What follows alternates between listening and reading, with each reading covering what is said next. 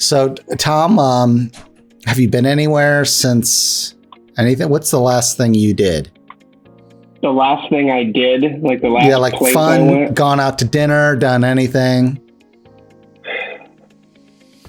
I don't even remember.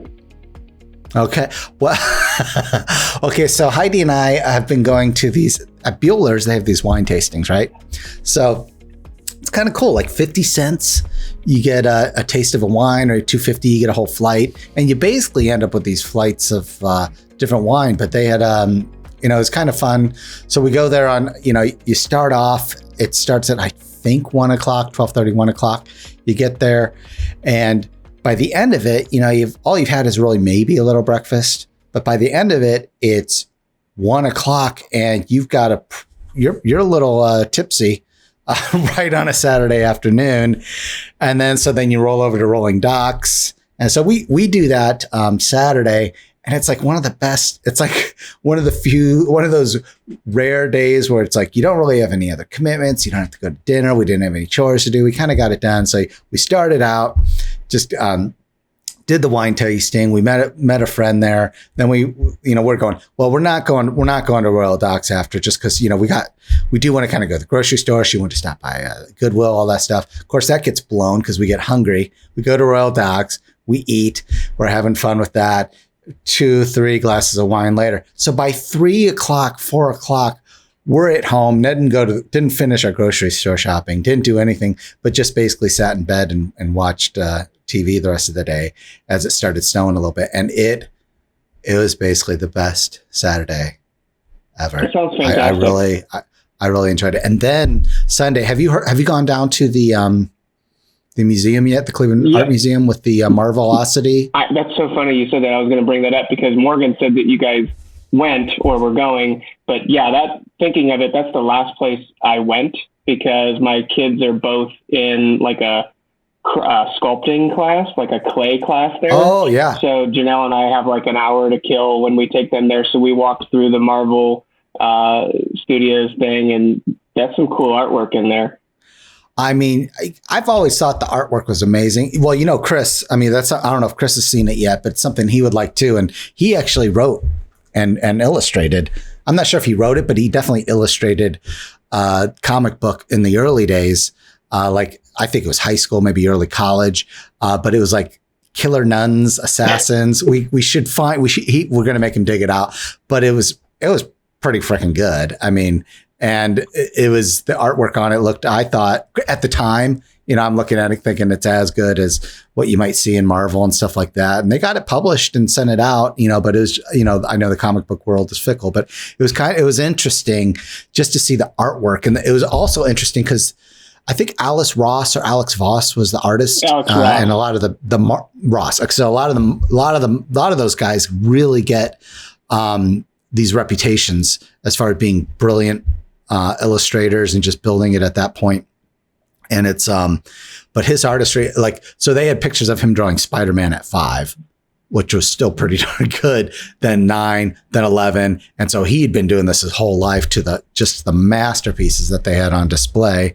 It was really good. So I think if anybody gets a chance to see that, or if they have something similar coming to, if you're out of town and they have something coming to your town, I definitely would check that out. It was a small thing and maybe took 30, 45 minutes to go through, but it was really, really good. And then we went down to Taggart's and ate a bunch of ice cream and burgers, and it was fun. Dude, I haven't had Taggart's forever. I need a Bittner ASAP.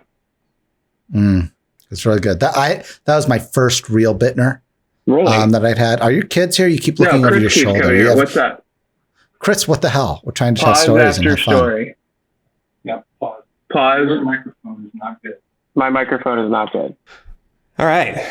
All right. Okay. Well, I cool. just spent time telling a story, so I feel like I loosened up the thing. Hopefully, it's usable. I'm ready. Of course, I was doing most of the talking. Yeah. I'm ready. Cool. So let's just jump into it. I mean, we've had obviously a lot of new clients coming in. It's kind of that time of the year. It's, Q4, Q1 are always busiest for us with budgeting and planning and such. But in your opinion, Kelly, I mean, what do you think are some of the biggest challenges clients have when they come to Sanctuary? Well, Well, I think probably the difference that I see a lot is understanding the difference between strategy, tactics.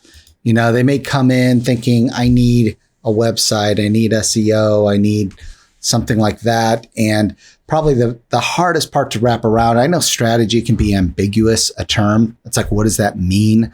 And it may sound like something that you're just kind of putting out there. It's a big picture kind of idea. But I think the main thing is just trying to articulate what are your goals and how are you going to get there?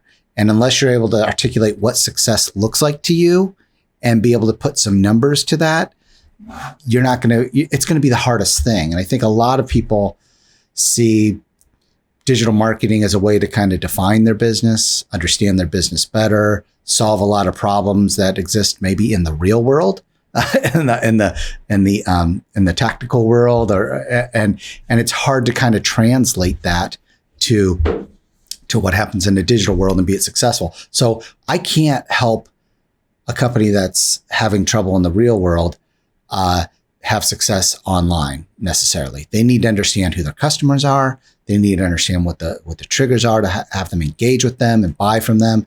If they have a successful sales process, if they understand how to move their customers down the pipeline and understand some of those things and what success looks like to them, totally can help them. And we can, if they have bits and pieces of that, we can help start blocking that out. But that's probably the biggest challenge. We need to have those discussions, and they need to be able to say, this is what success will look like to us. You do this, we're going to be very happy. And if we can help them say that, then we can backward track and say, okay, so then the strategy to get there is this, which then leads to this tactic, this tactic, this tactic, and that tactic. So it's a little cart before the horse, understanding what the end goal is. And if you can articulate a successful outcome, you're going to get there. Yeah, and that's the thing too. A lot of clients do come to us because they already have a solution in mind. They're seeking a tactic, they're seeking something, as opposed to just trying to understand the problem first. So, I mean, a lot of clients, most of them come to us because they've got issues with lead gen or top of the funnel engagement. Like they just need more leads, They're like, hey, I need leads. What's going to get me there the quickest? The other thing too, they just typically don't have the resources in-house to plan and deliver a full-fledged digital marketing strategy. Or they just haven't invested much of anything into marketing, but just kind of relied on a larger sales force over time. And quite often I see that they're just working with a partner that's not accountable to measurable results. And that's something that we take very seriously from an ROI perspective. So typically those are the folks we see coming through the door here. Would you agree? I definitely agree. I think that's where we're at with it. Yep. That's where we're at with Absolutely. It. So you kind of touched a little bit on that process for putting together a marketing plan, obviously starting with the research and stuff. Obviously, we start with a pretty detailed discovery when we're talking about bringing on a new client. We'll want to go through and do key phrase research, competitor research, site audits, social media audits. We'll do audience research, forecasting for advertising, et cetera. It's really about uncovering anything and everything so that we can see the full picture, so that we understand what hurdles are in front of us, but also understand what marketing opportunities we have, so that we can put together a plan that's based on solid research and data, as opposed to, just throwing stuff against the wall to see what sticks. We spend a lot of time reviewing where you are currently and confirming how we're going to meet those goals and objectives. So that process, typically should be phase one of any new engagement. Otherwise, like I said, you're just kind of guessing at that point, and it takes a longer time to see the value, because you're going into it and just saying, let's try this, and rely on the data 3 months from now to tell the story, and go from there. So any thoughts on that? Breaking it. Yeah. I usually just kind of break it down of so what is the process for starting a plan of getting us doing our thing? And first, it's as we said, it's identifying what your goals are. What's the simple outcome that might be measurable? It should be measurable. And we'll work with you to kind of figure out how to measure that. And then we need to do research. We need to be business scientists. We need to go in, do our diagnostic, understand what it is. And then that gives us all the goodies we need. A lot of the questions answered, not all of them, because because marketing is also going to answer it by putting tests in the field and see what works, what doesn't. But you do that, you identify the tactics and the strategy that's going to work or that we believe is going to work and go. Also, the nice thing is we have such a broad spectrum of clients that we're working with. Like we do have a good gut for what's going to work, but still we need to understand and test in your particular company's world, what is going to actually play out and work. And then once it is, then you can scale. And that's a simple thing. It's plan, do, check, act. We just got to understand the problem, measure it, and then grow from there.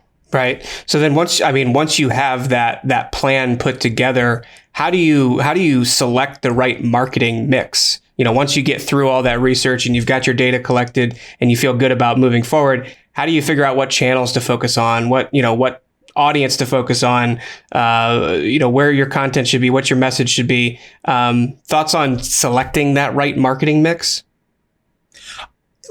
First of all, it comes back to marketers, and I'm a marketer, so this is not a thing. It's like we're some of the laziest people out there. We get there. There's a reason why for years later we're still getting tons and tons and tons of direct mail in our mailbox. There's a reason we get spam emails.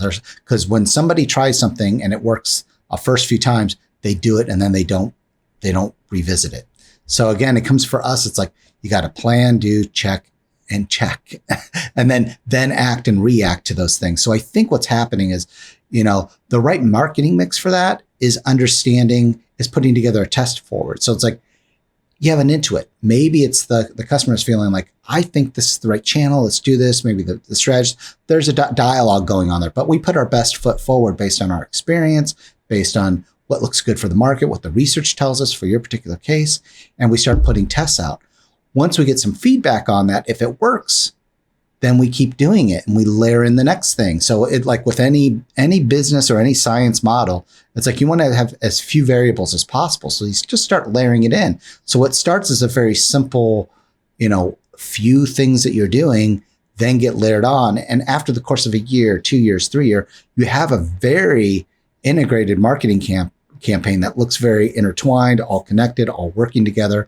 But in the end, it did not start that way where you just throw everything out there, because if something's failing, if something's doing great, it may all just mush together and you have no idea if this is working for you or not. When in reality, you may just have a really great email campaign that's working underneath, but you're blowing a lot of money on pay-per-click. Or it could be absolutely vice versa. So it's about starting simple, measuring the results, see if it's getting the expected results that you wanted. If it does, if it exceeds it, or whatever, or tweak it, get it, try and refine it till you get it like you feel good. If you can scale it up at that point, do so. If you need to pull it back because it isn't quite working where you thought, then try the next thing.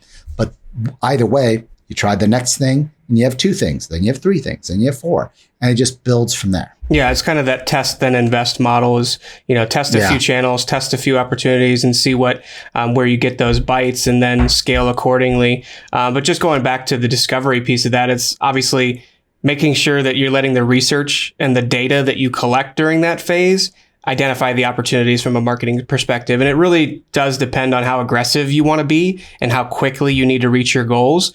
I mean, obviously, if you go with a multi-channel approach, that's typically best, but you may be going gangbusters and may not have the support internally to have a marketing campaign that big. But, Well, that's a great point, too. I mean, it's a lot of it's budget. So we're dealing with small to mid-size, and we do have some large companies, but a lot of the times they're not coming in with unlimited resources. So you have to get some wins under your belt. So start with a healthy enough budget that you can make a dent, that you can have an understanding and if you're moving the needle or not. It can't be anemic, but at the same time, throwing a boatload of money at something and giving it, I need it fixed in 90 days. Never works. Yeah. Never, ever works. Been doing this 25 years. Doesn't work.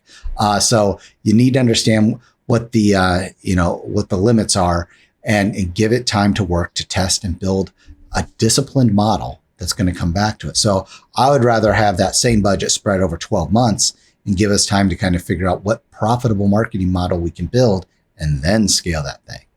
Yeah, exactly. Yeah. And it also depends too, like budget wise. I mean, if you have a limited budget, I would rather not spread the peanut butter too thin there and just do a little bit here and there, because you're not going to really have a big impact anywhere then at that point. Yes. So, I mean, if you've got a limited budget or limited time or resources, whatever that case looks like, focus on one or two channels maybe that are going to give you the most bang for your buck. And I mean, across the board, we see that. Sometimes it's different based on industry, based on client, that type of thing. But there's usually a couple tried and true channels, mediums that work better than others. And if that's where you want to start, then start there and then start layering in as you have more resources available. Yeah, confidence builds. You can make a case internally to add more budget to it. You build. And you just, if you figured out that for every $100, I make $1,000, and that's something that becomes predictable, you have a scalable marketing model that every time I go, can you have another $200? I'll bring you another another $1,000. Right. Like people will be saying yes to that all day long. The challenge is getting to something that can be proven, that you understand the dynamics of it. Because, while this industry's been around for, it's not brand new, but it's still newish. Not a lot of people have done this and have the experience within it. So seeing what launching a new marketing campaign or launching a digital marketing campaign inbound, seeing what that does, how long it takes, when you're going to get that return on investment, understanding that. And if your company can absorb that into their world, and if it actually helps you get to your goals quicker, that's the scary part. But once you understand that, then it becomes easier and it becomes kind of old hat. Right. Yeah. And any something that people often forget too is with any marketing campaign, it also depends on where you're driving them to. You need to have a great website that not only performs from a search perspective and drives audience to the site, but it needs to convert. So, actually, that's a good question. I was going to ask you. Okay. What are the most common reasons someone would want to rebuild their website? Well, I mean, I think typically if it's not an accurate representation of your brand and your company, that's a good reason to rebuild. If it's old, outdated, vulnerable to breaking, that's certainly a thing. And I think just bottom line, if it doesn't add to the bottom line of your business, then your website's not generating traffic or leads. It's not really doing its job. So, I mean, typically, people are building their website every 3 to 5 years, depending on how often you make updates and keep up with it. But a website is never done. So, I mean, you don't just build it. If you build it, they will come sort of thing. It's something that you constantly have to keep up with, constantly add valuable content. But I mean, typically. Well, I have a friend, he says, and I think it's great. Websites are never done. They're just abandoned. Good. So that's what happens, because it's just going to be a process that you continue to invest in. So it's never really done. But there are times you kind of do a deeper refresh. At this point, unless you're a brand new company, you probably have a website. It's been out there. It has some baseline. I'm still surprised at the number of websites that come to us that don't have Google Analytics on it. They don't have the basic metrics to understand if it's working. It was seen as a brochureware site. Maybe it was done in 1997. Maybe it was done in 2007. Maybe it's 2017. Those are all pretty old sites at this point. Yep. And we see, by the way, all those are real life examples of sites we've talked to within the past year.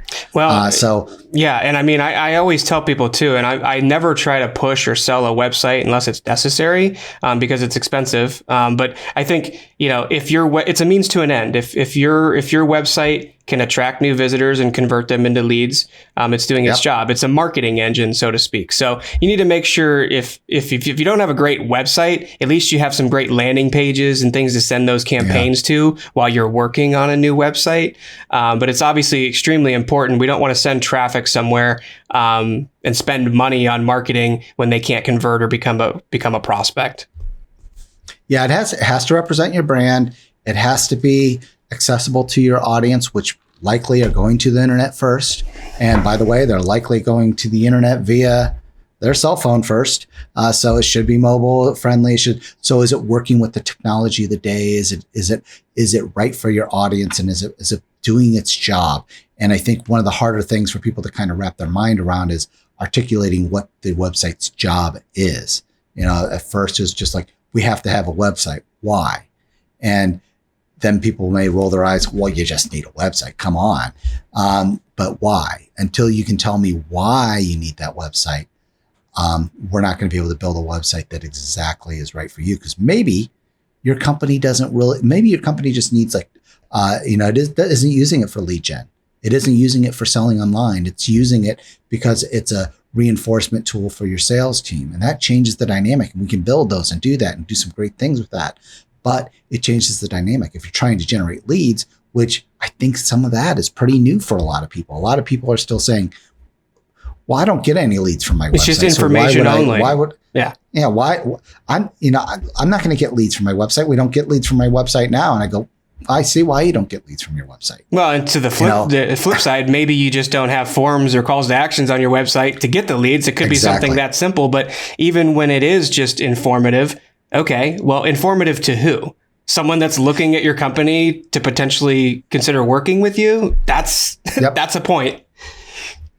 I mean, here's what I keep saying this over and over again. I feel like we've been not in this call, but just in my life, I feel like I've broken record on it, and it's the fact of digital marketing, websites, all that stuff. All it is we're response marketers. I come from the world of we talked about postcards, dropping things. They're direct mailers. It's Wonderman. Look up Les Wonderman.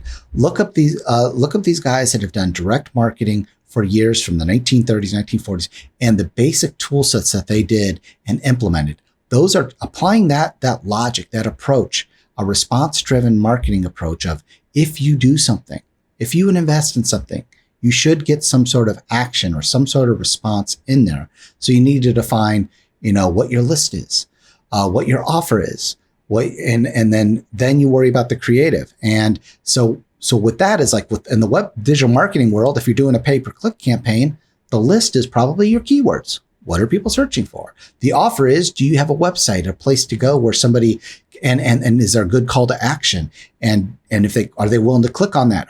Are we driving them to actually fill out the form? Do we have a compelling offer for them to fill out the information to engage with you further? And then from the creative side, that's the third part. Does it look right? Does it represent who we are? Is it all of those things? And all of that relates to, this has to be we're doing something, we're investing some sort of action, and whether it's inbound, whether it's outbound, we have to understand there's some sort of response or some sort of engagement that we're trying to get to. And if you think about it in those contexts, digital marketing becomes less scary because you can apply that to social media. I can apply that to a website. I can apply that to an email list. I can apply, all these things. And it's understanding, what is the global campaign trying to do? And are we getting the return on investment based on the amount of money that we're putting into this, and how are you going to measure that? And I think that's always been our unique offering, as we've stood. It's like, we're not a website development company that's coming at it from, well, we do websites, so we should figure out how to do marketing. It's like, no, we're marketers. We're direct marketers who understand how to target an audience, attract that audience to your site, get them to engage, get them to re-engage and delight them all over and over again, so that you can build that flywheel of building your audience, growing the audience, and just building your company overall. So that's really the kind of thing that we're trying to go to with that. And so I think once you kind of break down the rules of response marketing and inbound marketing more and more, then you start to see all the parallels that's going on, and it becomes a repeatable science, which is where it becomes very exciting for people. Yep. And you talked a lot about like performance and taking actions on a website. How do you truly measure performance on a website? I mean, I have some thoughts. Like, obviously there's technical things like size and speed and load time. All those things matter just from a technical perspective when we're talking about performance. But more importantly is just that, like you talked about, that usability and whether or not people are actually finding and taking action on your site. But when we start measuring it, things like conversions, traffic, channel performance, click-through rate, those are all important KPIs to monitor, both within a marketing campaign, or if you're just kind of looking at your website to see how it's performing. I mean, those are key points. I don't know if you've got anything different on that topic, but I would agree, and I think those are. I would agree, by the way. So I'm agreeing and not going completely counterpoint on it. But I think there are primary, secondary, and tertiary measures to a website.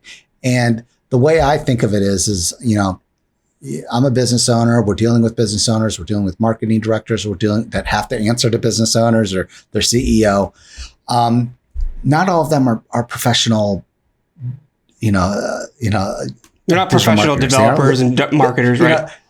When we came into it, old days, we'd be sending out reports that would report bounce rates and report this and report, all those things. And it's like, those are all, you look at Google Analytics, the dashboard's overwhelming. There's so much information. And in the end, it's like, can you break it down to the three most important measures? I spent this much money. What's my cost per lead? How many leads did I get? Can you answer that question? Can you tell me where they come from, where my leads are coming from, so that I can put more money into that channel?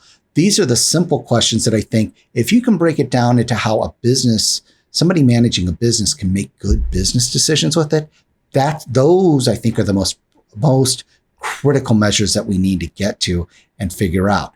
If we can do that, then we can start understanding, okay, from the back end, what's happening on the website side to kind of, one, help us get that data and report it.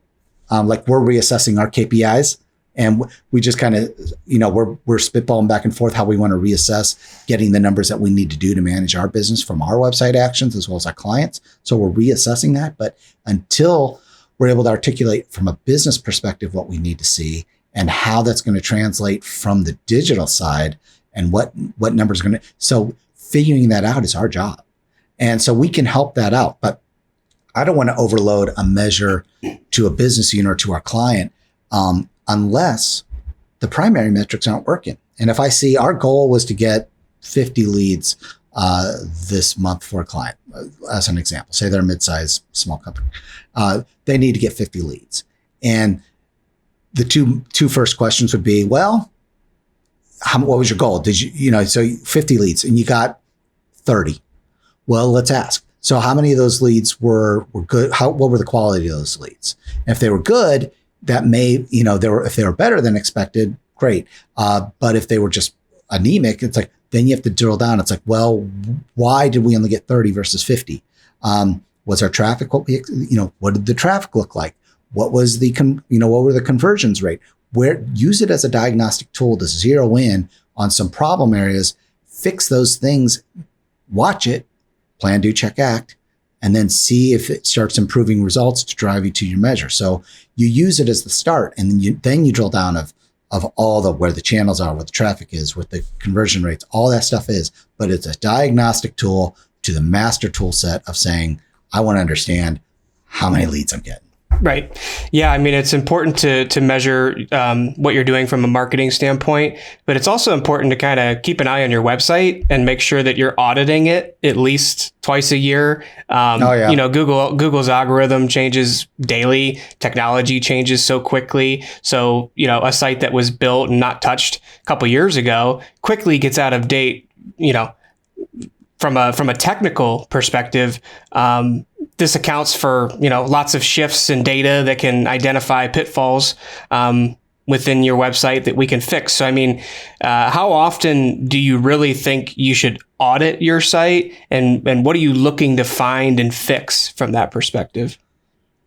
Well, I think, again, I'm coming at it from two angles. From our standpoint, we're responsible for the technical side of it. We should be auditing, our company audits any of our clients at least once a year.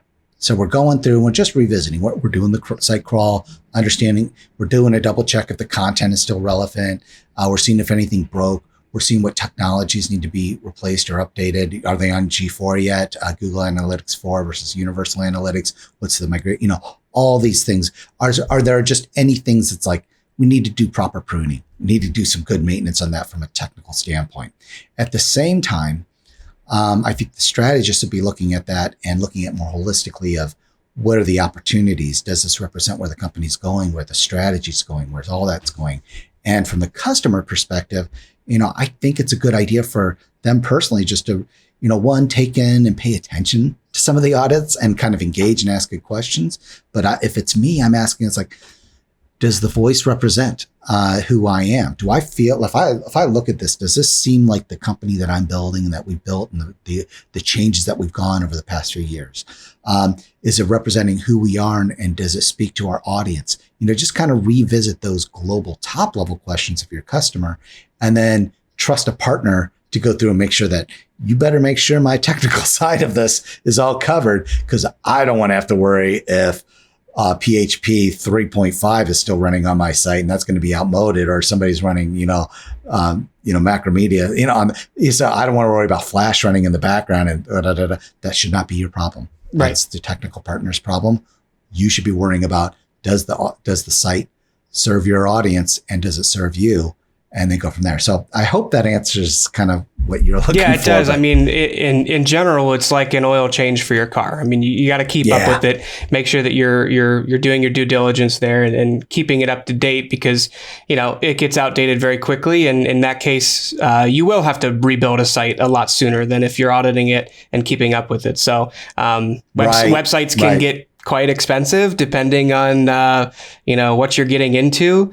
So if you can keep the site you have for as long as you can, that's probably best, at least in the pocketbook. I mean, generally, there used to be a rule of thumb of whatever you spent your site on, in addition and above hosting costs, you can probably expect to spend 15% a year on just kind of keeping that thing tuned up and doing investments in that. And then, unfortunately, if it comes down, and that's going to keep it maintained. And then probably every 3 years now, the time's shortened, you're going to have to just redo the whole thing.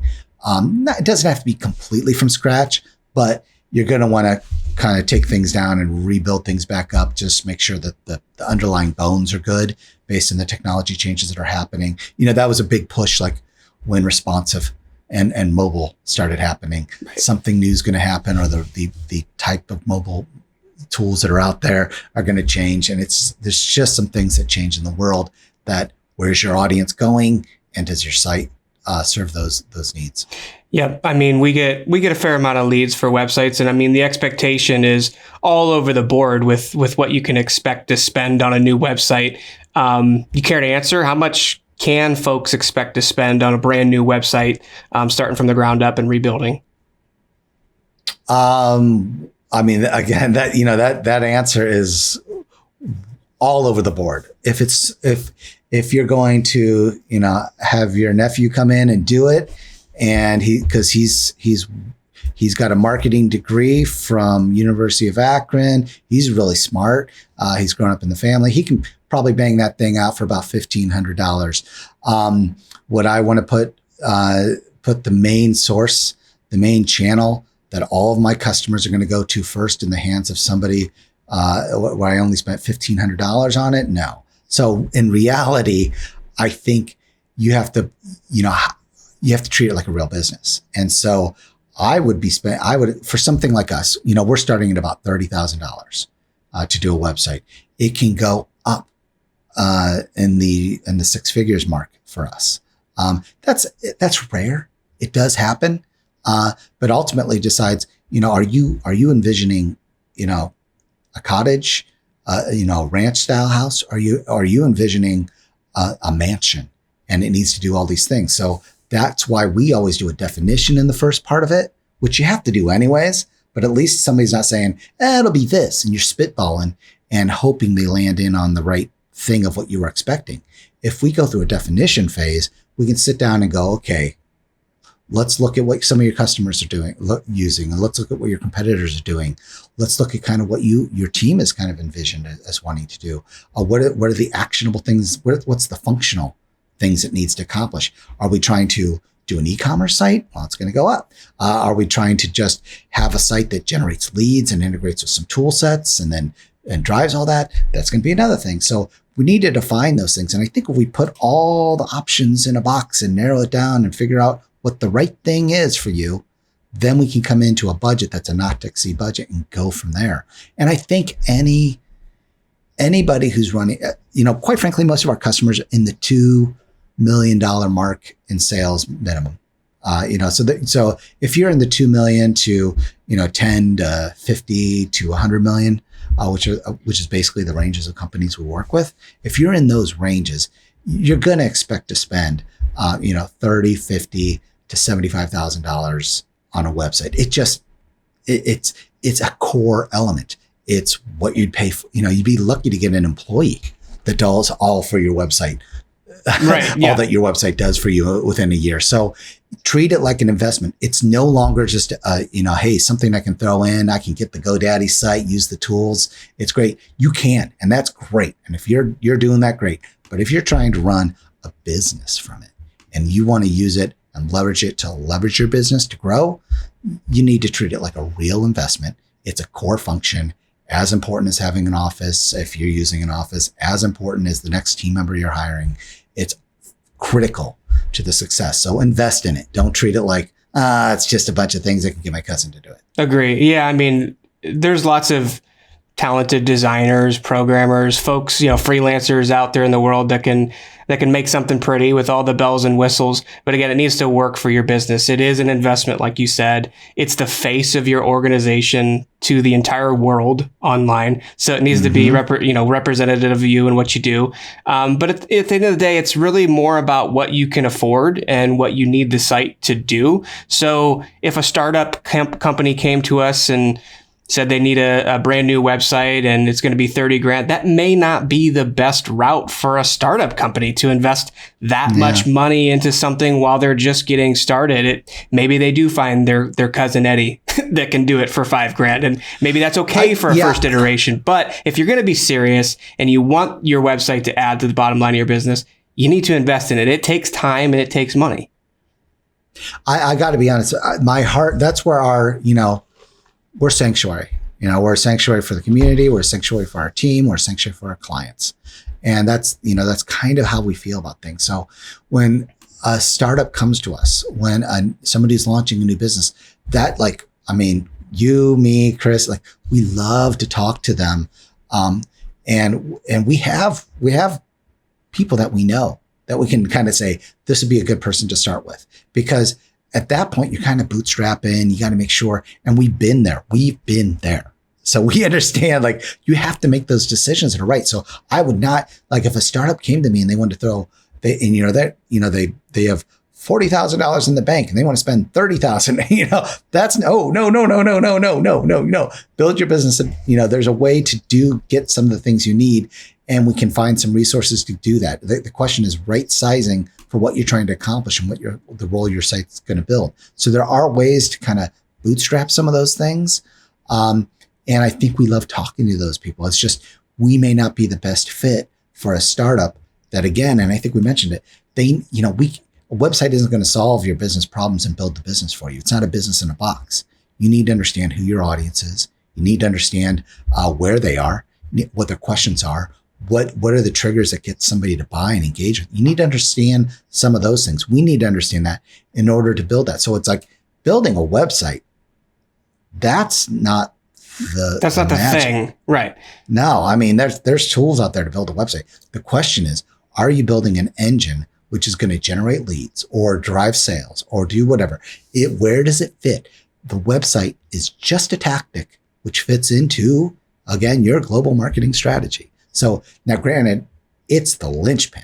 It is whether your sales team is out there and engaging, they hand a business card, they're going to your website and checking it out, or they're doing it analog, or you have a radio or TV, that's where people are going. So you just need to have it. So whether it's all roads lead to your website. So you need to have a good one that represents it, but you need to right size it based on the opportunity. And you brought up an interesting subject of okay, well, what's the difference between building a $2,500 website and a $25,000 website? And I think you were kind of hinting towards, well, who's building it? I personally have built a couple websites out there here and there, but I am no expert at any one phase of building a website. I'm not a programmer. I'm not a designer. Yep. I'm not a content person. I'm not any of those things. So what you're getting from just me building a website is much different than working with an agency that's got experts in every field that's going to build a website that actually performs. I think that's the bottom line. Yeah. And that is absolutely true. There's things of it's probably good enough for this type of thing, but are they, do you have a measurement plan in your Google Analytics? Do you have, are you sure it works mobile? Is it going to work as good on a Galaxy device as an Apple? What does it look like on a tablet? Are the buttons coming in right? Are the images right sized? Is it optimized? Does it take forever to load? Have you gone into Google Search Console and made sure that everything's indexed and coming up properly? Is it optimized for search? Keywords? It's like, yeah. There's a million things people don't think about. A million things, and it's boring, and it's yeah, and I get it, but if you're gonna, it's the same reason you have an IT department that goes in and understands. Like, I don't understand. How this thing worked. Like, our network went down a couple earlier this week, and it went down, and I spent time banging on it and stuff like that. And I used to be the guy who could figure that stuff out. I can't. So we've called in a partner that helped us figure it out, but they came in, they fixed it. They understood all the nuances and all that stuff. And it's like, find a trusted partner, find somebody who can go in and lives in that world. I'm a master of this. I want to be a master of that. And that's how a business owner should think about their business. And then rely on that team to do their job and say, this is how I'm going to measure whether or not you're doing your job. And unfortunately, and when it comes to the website, these are the things. It's like, if I find out, half the world can't get to my website, and I was expecting you to have my back on that, well, you're not being much of a sanctuary. Right. But we are a sanctuary. And that's why we spent, while the business, we were founded in 2006, but Chris and I have been doing this for 1994. So we've been around the block. So we've seen it all, and we know, we've known all the iterations. So we've built up processes, we've built up experience, and our team has decades of experience. We have one of the longest term teams of people staying with us. I talk to peer partners. Our retention on the team members that are in-house is just amazing. Tom, how long have you been with us? It's been over a decade. Over a decade. Been like 11 years. Yeah. Kevin's been 11 years. Yeah.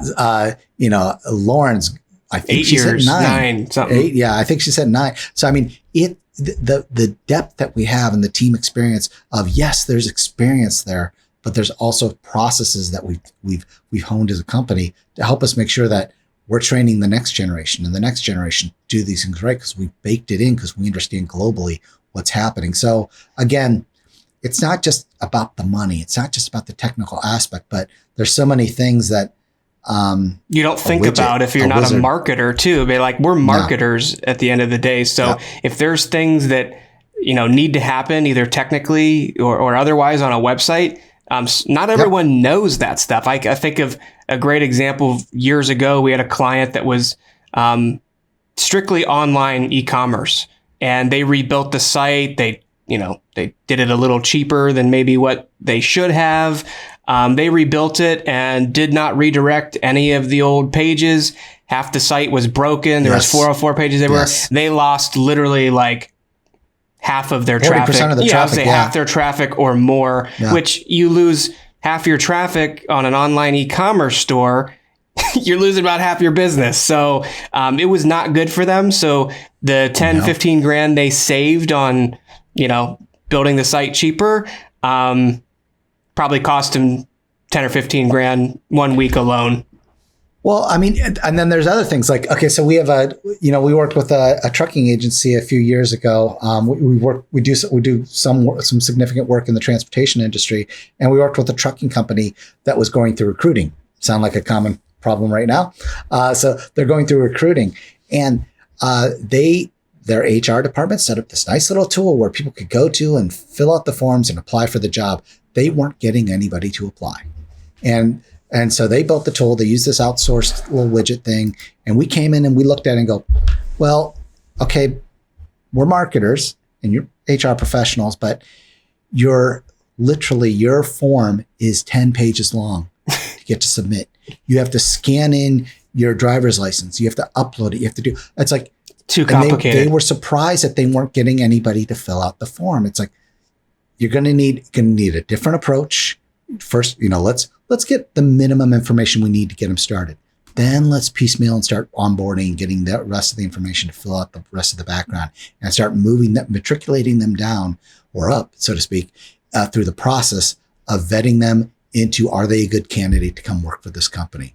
But when you put, things like that a marketer is going to think of that maybe everybody else in the world isn't going to think of, because HR, we need this. I'm not going to be able to hire this person until I know that they have a clean driving record and they have their CDW and they have this and they have that and the other. And I want another. Yeah, of course. But it is not click and buy hiring either. So right.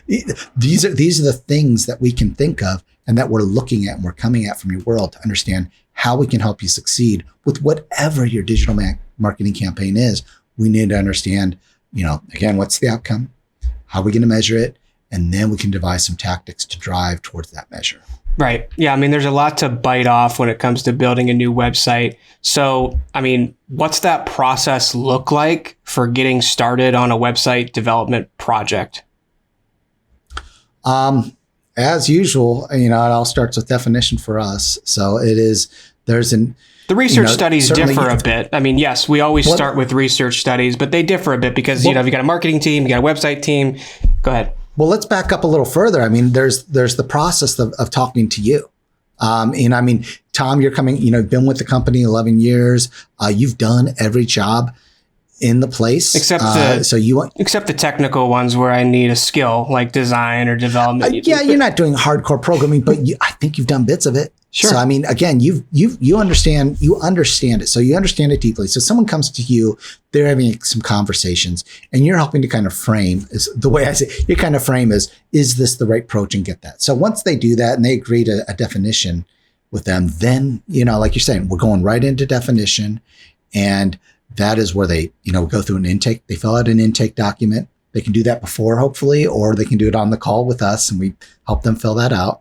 It has the basic questions of, what are some of the questions like competitors? Yeah, like competitors, product names. Right. Like even just customers, even just at the top level of like services, products, who's your audience, all those things, the same way we would approach a marketing project, we want to understand and approach it the same way with a website. The only difference is we've got some different studies. I mean, we're going to do competitor research, but we may be looking at it from a different lens as opposed to marketing. We're going to review your sites or your competitors' websites to see who performs highly in search, or, that may be able to provide helpful examples of some best in class sites. A lot of times we'll look at it from a usability perspective. But I mean, I think the crux of it is we need to agree on all the aspects of the project and how we're going to meet your goals and objectives. So when we move into design, development, content build out, testing, launch, etc., we have a functional spec for programming, a functional spec for design, a functional spec for content. We want to get the site architecture laid out, the sitemap created.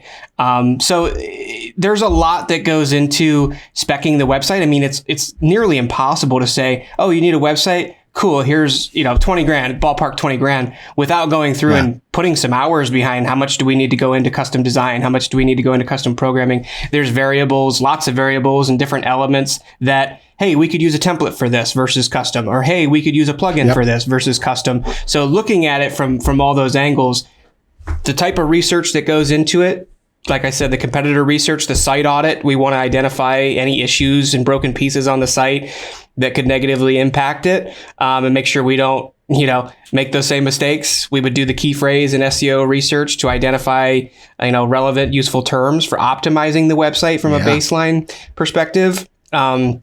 Look at content audits and requirements.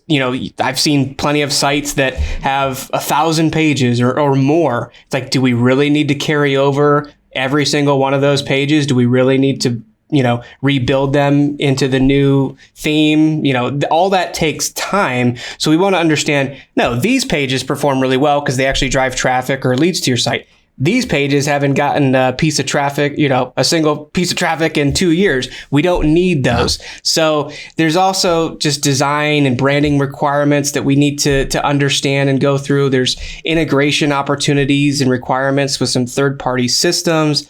It's rare that anybody does not have, a CRM or some other tools or things that they use that we need to tie the site into. So a lot goes into it, and I think it's just important to go through that process.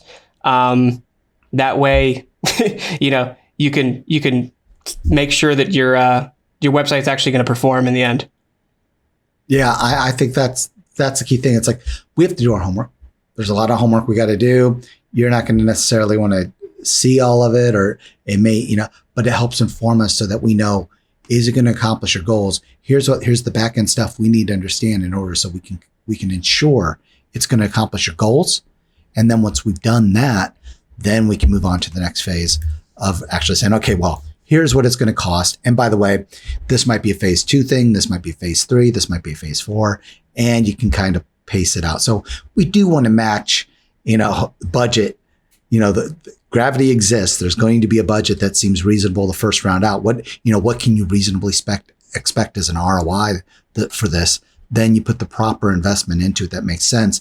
And then once things start working, you can start layering in some of the other functional aspects that you want to do. For instance, we had done a catalog-based site a while ago. That was basically a way for people to research and find the tools that they needed and get the specs on it, but they weren't quite ready to do fulfillment or e-commerce on it. They were still working their sales team.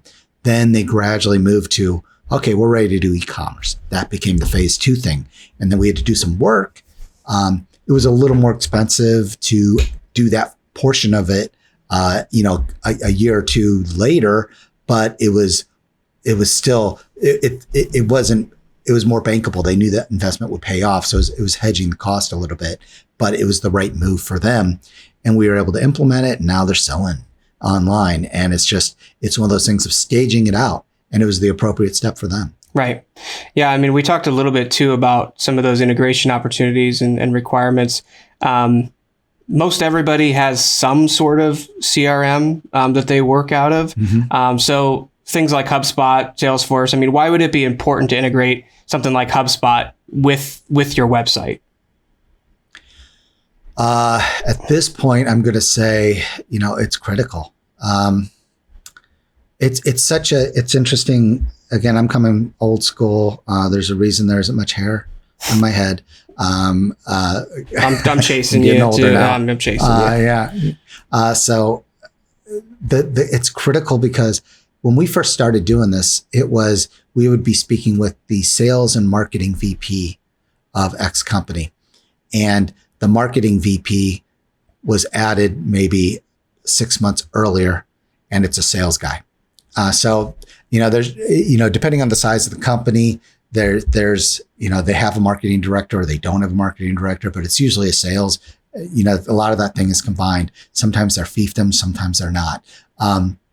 The way I've always treated and I've always felt is marketing's job is deliver really great leads to the sales team so they can do it. We're not in competition. We're not trying to get credit, or at least, I don't know how your company works, but that's not how I think of it. And that's not how I think it should be thought of. It's a company. You're a company. You're working for the same team. Yeah. It seems like they're constantly butting heads. It seems like it's like, yeah, you take care of inbound. I'll take care of outbound. You do your thing. But do mine. It's like, no, I'm working for you as a marketing person. Yes. Yeah. And I feel like it's getting a little bit, I do feel like I've seen it come along a little bit, but that's still out there. So if the key thing is the end goal of direct marketing and of digital marketing is when I get a deal, when I get a sale that closes, so let's assume we're doing lead generation as the goal and not e-commerce. When I get that deal to close, I want to be able to backward track and see, what was the close rate on the percentage? What was this rate? What was that? What was the qualification percentage close to an appointment?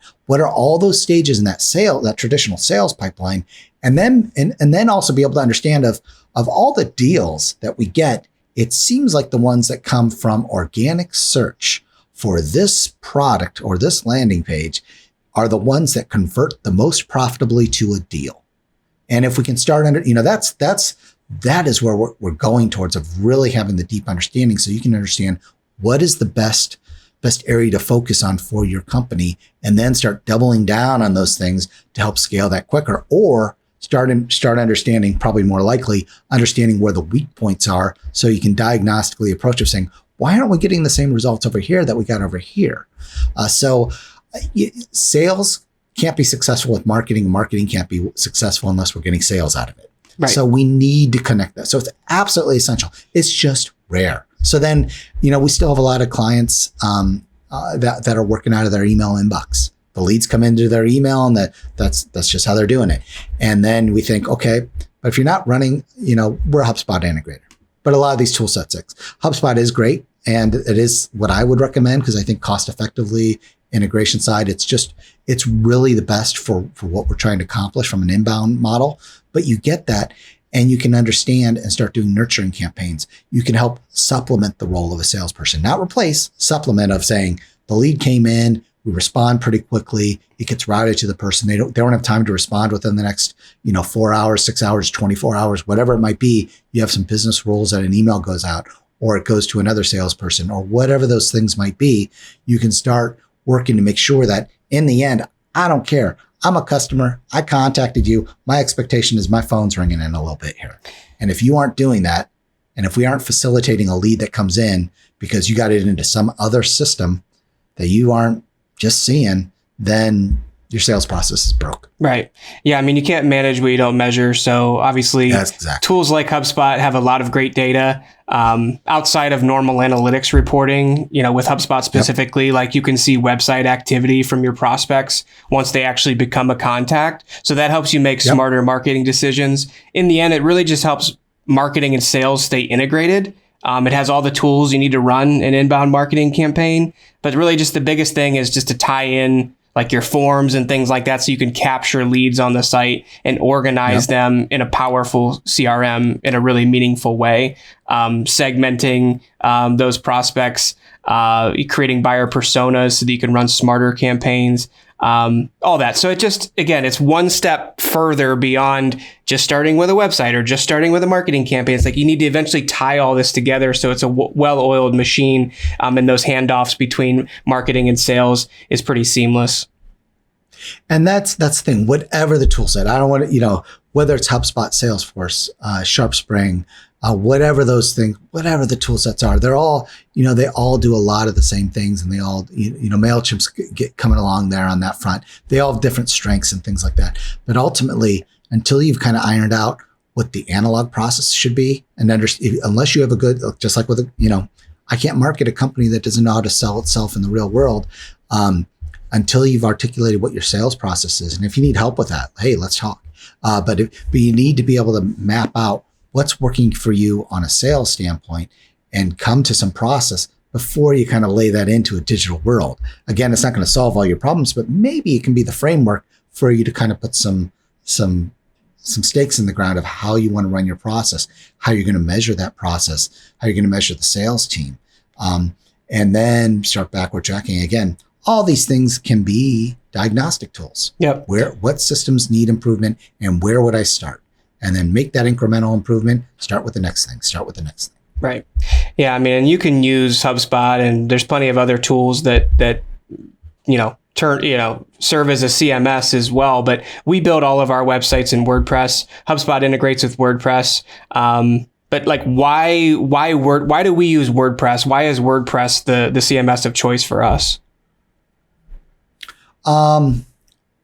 Well, one, it runs about, what's the latest 60, stat? I think 60% of all CMS built sites, I believe, use WordPress as their platform. I could be wrong, but again, it's probably a much smaller number when it comes to total sites. It's probably more like in the 30s. Total sites, the last I saw was 26% of total websites out there. So it's ubiquitous. Right. It's ultimately an open source thing where there's many people contributing. One, it's just fantastic. It's fantastic it's easy to manage. It's an easy to use tool. Right. It's easy to manage. Plenty of support technically. Like if our client is using WordPress and they decide to go a different path, once we stop crying over that sadness of losing a partner there, they would be able to go to any number of people who understand WordPress. So I think the attractiveness there is they're not locked in to any one provider. Handcuffed to a developer to make all those changes. It's standard enough that everything's going to be out there. It's a baseline thing to do. And you're going to have plenty of support. Now, there are other options, but we have focused on WordPress. We've been very happy with it. Our clients have been very happy with it. We'd be hard pressed to think of pretty much any solution from a marketing standpoint that WordPress wasn't the best solution for us to provide that for the client. Yeah. And from another standpoint is we're saving a lot of money not having to custom build a CMS every time for somebody or do all this. And it's just, right. There are a lot of people with their own custom CMSs, and, so you don't want something that's too locked in of this is a great, perfect system, but only 1,500 people in the world are on it. Then you're kind of trapped with those people, right. This is like millions of people are using this tool. So there's a great universe of resources, improvements, always coming up. The software itself is free, which is another nice thing. You're paying for some plugins, you're paying for some improvements and things like that, but it's a cottage industry around it. What advice would you have for hosting and maintaining a website? When you got it built, it's out there. Do you just go to GoDaddy and pay the $5.99 per month to do that? You probably could. Yeah. I mean, and that, again, it's just like building a website. I mean, you've got a budget, right? So, I mean, sometimes just hosting with GoDaddy or Network Solutions or something like that on your own is a perfectly good solution. It's probably going to be cheaper than hosting it through an agency like us. But what I would say is make sure you have a trusted solution with great support. Can you call someone on the phone and get the support you need? Your website's broken. Do you have to work through an online chat or a ticketing system? How annoying is it when you need help? Sometimes that's worth the spend right there, but really just making sure that your website's platform and all your plugins are up to date. Your site's tested, manually, making sure that it's functioning fully as expected after those updates. Don't leave this to an automated process. Oftentimes, if you host it somewhere, it just lives somewhere, but nobody's actually taking care of it. So hosting and maintenance, is a means to an end. It's a service that we provide. And it's something that, if you need it, we got it, but don't have to host it with us. Like I said, building with WordPress, you can host it anywhere, but we offer a great level of service there that oftentimes some of the big ones can't. Well, and I would probably go a little stronger. I think you're being kind on that. It's like you're running a business. If you want to put it with something like that, that's on the same server as millions of other websites, and it's granted they've got some great systems. That's no knock on them, but are you treating your business seriously? That you're going to have a dedicated team, a sanction, somebody who's going to be watching your back, that's monitoring that understands your site. We build it. We understand it. We understand all the nuances. We're going to get in there. We're going to dig in. We're going to fix that thing. We're going to make sure it keeps running. We're going to prevent things before it happens. We're watching if it's getting hacked. All those things, we're there. We're checking on it. We're doing it regularly. And, we're $100 a month or more, depending on the service level. And that isn't cheap. I'm not saying that's not cheap, but how much is your electric bill? How much is your telephone bill? For less than a cell phone, you're getting your website on, and you're getting a Sentry team to be monitoring and managing your site. And it's that important. And your speed efficiencies that you're going to get, it's just, you're being thrown onto a collective thing of whatever, when you go into these larger sites. So you can do it. I wouldn't put my business on there. I wouldn't be a victim to something like that, because you don't pay you do not pay the local fire department for what they're doing on a Tuesday. You pay for when your house is on fire.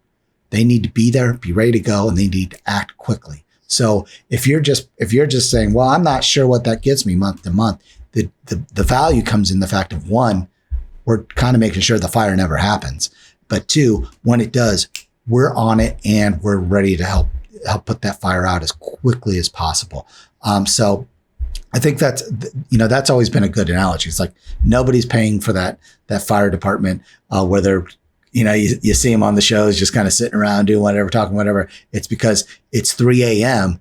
and expletive has hit the fan. So we're the ones that are jumping on that and helping you resolve that as quickly as possible. And we have accountability to getting you resolution and getting you back up to speed as quickly as possible.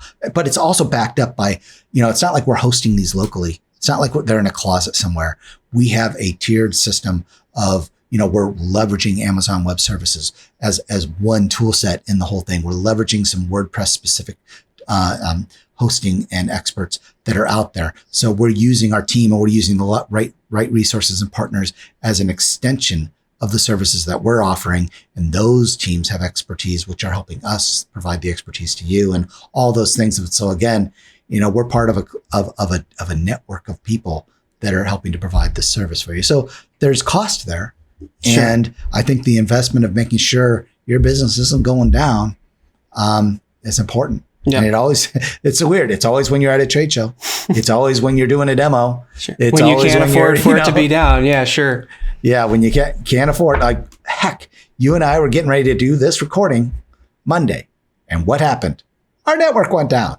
Of all the days, I've been in the office since COVID hit. I'm one of the few people that come in here and alone, no network problems. But what happened? Happened Monday. That's because, well, you're Tommy Murphy. So Tom Murphy's law of things break. Exactly. So I mean, I think that's why we're here. Bottom line is focus on what you do best and leave all of this stuff to the experts. So if you're looking for a marketing partner, if you're looking for a website partner, if you're looking for a hosting partner, we can be that. But what should you be looking for if you're a prospect out there looking for a partner? What should you be looking for? Yep. Oh, you're asking me. Well, I was going to say, I've got my own thought. Here, why don't I weigh in first? Hey, Tom. No, I'm so sorry. I thought it was a rhetorical question. I thought all of this was reinforcing. Well, it is reinforcement. This is what you should be looking for. But at the end of the day, if you need help, we can help you. What do you need to look for? I think ultimately you're looking for people that you can look in the eye, that you trust, that they got the background, the experience. You gotta feel like they own it. There's a glimmer in the eye that they understand it. You're not getting passed off to, people who, you talk to one group of people and they have a certain level of experience and understanding, yet the team that's supporting that may not have that or may be, completely new and all that stuff. You want an experienced team. You want a team that has processes and a way to run their business that supports it. And you also want people that have, in my opinion, we try and find partners, whether they're our customers or they're our vendors, that fit our value system. And one of those value systems is integrity and having that thing of, we are a sanctuary for our community, for our team, and for our clients. And we internalize that. Those aren't just marketing words. Those are things that those are an articulation of how we feel about those things. And so whoever you get, they need to resonate with who you are, and you need to be able to have honest conversations with them, and you need to feel that they got the bones to be able to do what you need them to do. So ask the probing questions. You may not know all the answers, but if you ask some questions and it goes a couple layers deep and they start falling apart, or if they start throwing, oh my gosh, one thing to look for specifically, if they start throwing acronyms at you, well, it depends on the HTTP or HTTPS. I don't know the thing, but really what we're looking for diagnostically is a thing that talk to me in business Too language. Smart for Can me. they speak in your language? Yeah. It's like you're trying to impress me with technology, and that tells me you may not understand the business aspect of it, which is in the end why we're doing this. Right. I was going to say, understand how technology solves your business problems. Someone that takes the time to truly get to know your business, your unique challenges and goals, understands your customers and your competitors, and doesn't just pull a boilerplate strategy off the shelf. If I had to put it in a bow, wrap it in a bow, that's what I'd be looking for personally. So if you need that, Sanctuary can be that. So feel free to just reach out. That's awesome. Tom, thank you so much for doing this. I really appreciate it. I think, I've enjoyed this, and I think we should probably try and do this again. So thanks a lot. Anybody who stayed for the end, I really appreciate it. It's all fun. Anybody that can look at these two beautiful gentlemen for an hour deserves some credit. The magneticness of my blue eyes, it's dreamy. I mean, to get to do that for however long this took, congratulations. All right. Well, good talking to you, sir. Bye. Peace. See ya.